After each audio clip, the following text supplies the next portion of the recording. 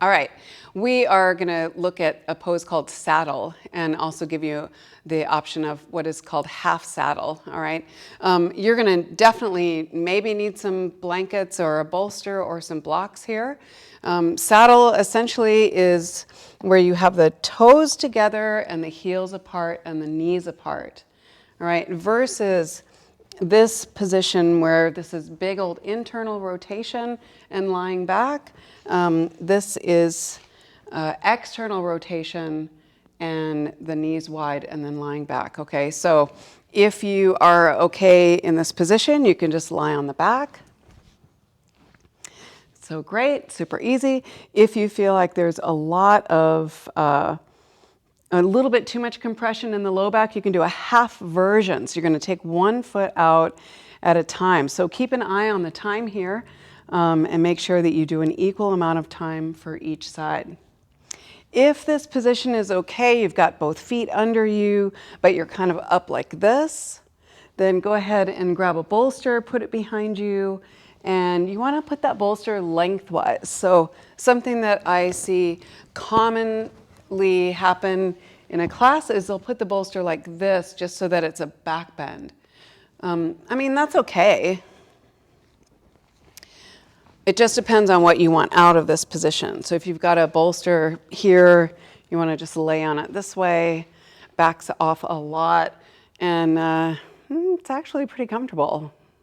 I should do it like this more often.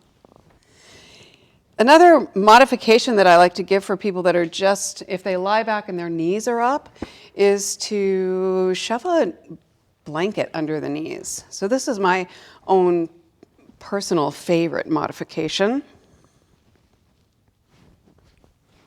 is to just give my knees a little bit of support, a little bit of proprioception here. I'm teaching them that they actually want to reach something and touch it. So I'm just teaching them to ultimately touch the floor. Sometimes our body parts don't know what we expect from them. When my knees are up a little bit with the blanket there, it's not as much of a forward tilt of the pelvis. When the blanket's not there and I get my knees all the way down, then my pelvis is tilting forward. It just changes what I'm getting out of it. And there's no right or wrong way. Whatever I'm feeling in this is not what anybody else is feeling because we're all different.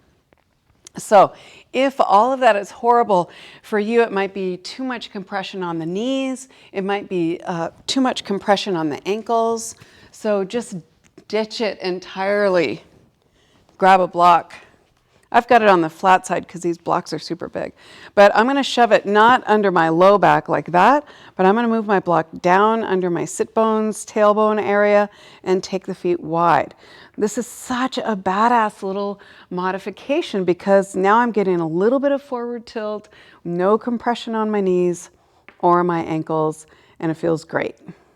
So play around with this, and I'll see you next time. I'm just going to stay here.